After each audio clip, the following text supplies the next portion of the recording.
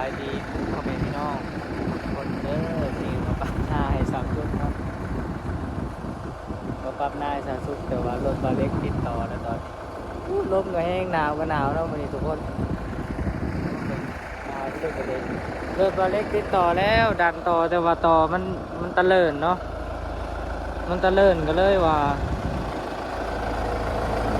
มันมาค้าแบบนี้เลยมานี่มันขึ้นต่อ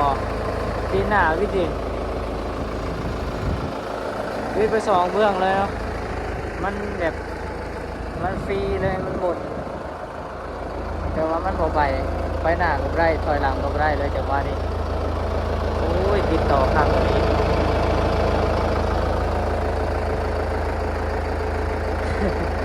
พ่อแม่พี่น้องที่ให้บาเล็กเอาขึ้นจากไหนเนาะวันนี้เนาะเด้อขับนะ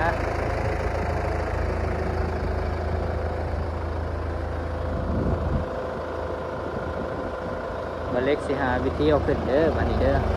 โอ้ว่าสิเฮ็ดจังไดเดี๋ยวเรามาเบิ่งนำกันว่ามาลุ้นนำกันว่าสิขึ้นได้หรือบ่เนาะทุกคนช่วยเป็นกำลังใจให้หน่อยเด้อเรื่องดันต่อนี่บ่าวเล็กก็บ่ค่อยถนัดปานใดเพราะว่าบ่แม่นงานถนัดเนาะบ่าวเล็กบ่ค่อยได้เฮ็ดปานใดกับดันต่อมีแต่ว่าปรับหน้ากับไถสวนนี่บ่าวเล็กสิถนัดสุดเพราะว่าพวกตอนี่บ่ค่อยได้เห็นเลยพวกตอพวกต้นไม้พวกงานบุกเบิกเนาะเดี๋ยวสิไว้อยู่มุมนี้ให้พ่อแม่พี่น้องเบิ่งนำกันว่ามันสิขึ้นหรือบ่ขึ้นว่าเล็กสิสามารถขึ้นได้หรือบ่เนี่ย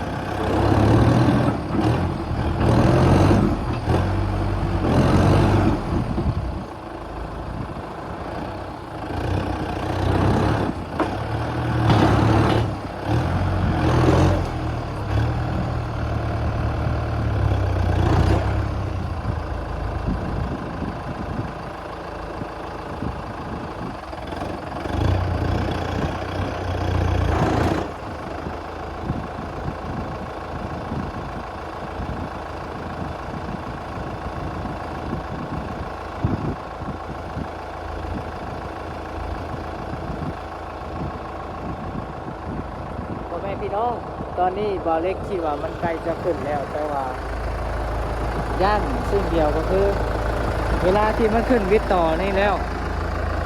ย่านต่อนี่ไปทางท้องมันทางหลังพุ่นเนาะ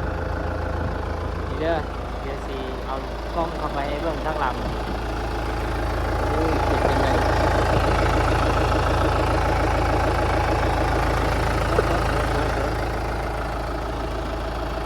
เดี๋ยวกล้องเข้าไปให้เบิ่ง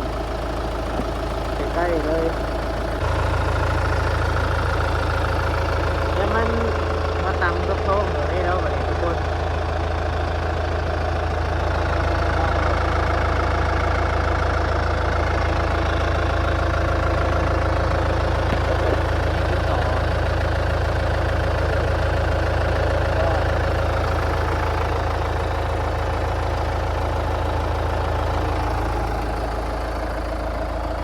เอาอย่างน้อยมาห้องมาเนี่ย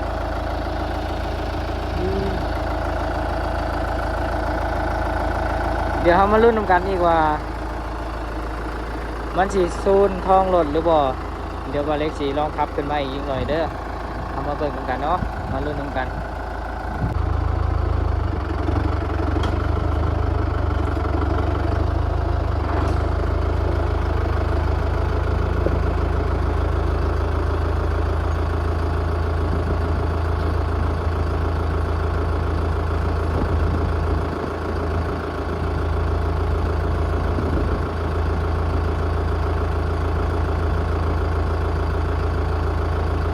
ทุกคนตอนนี้รถบาเล็กขึ้นได้แล้วต่อวิทย์แล้วและสิเอาไปข้างนั้นเลยให้ติดหลังมันนี่ปีนต่อขึ้นไปเลยเนาะมันจึงสีบ่ต่ำท้องรถของบาเล็กเดี๋ยวเรามาลุ้นน้ำกันอีกว่ามันจะขึ้นแบบใดมันจะขึ้นไปท่าไหนเนาะทุกคนน้องมาเบิ่งกันเด้อ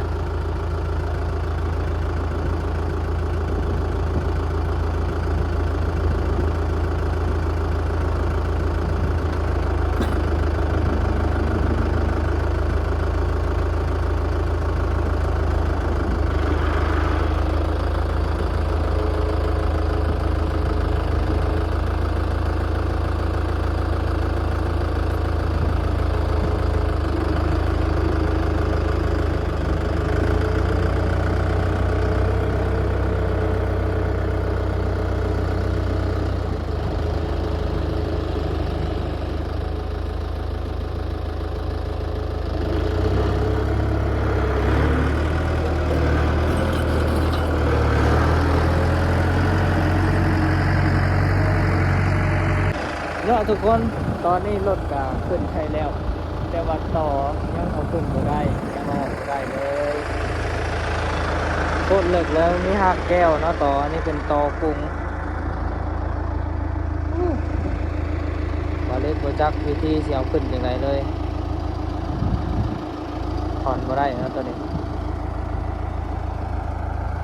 ขุดลงก็เลิกเติบแล้วแต่ว่ามันยังเอาขึ้นบ่ได้มันยังเอาออกบ่ได้นะทุกคนโอ้เดี๋ยวสิหาวิธีเอาออกให้ได้เด้อทุกคนเด้อเอามาเบิ่งน้ำกันเนาะมาลุ้นน้ำกันว่ามันสิขึ้นหรือบ่มันสิออกได้หรือบ่เนาะเดี๋ยวหาวิธีอีกแป๊บหนึ่ง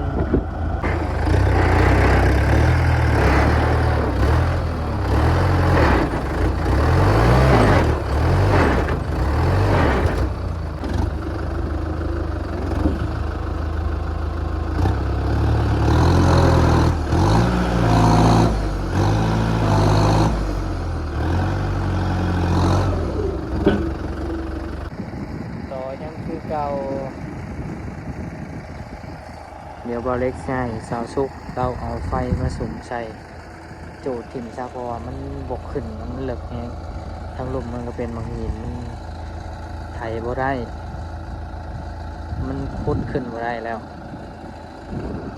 บอเล็กกาเลยว่ายอมแพ้แล้วกับต่อตัวนี้เดี๋ยวจะให้สาวซุกเราเอาไฟมาสุ่มใส่ซะเนาะนี่กำลังมาไล่ให้นาให้นี่ต่อ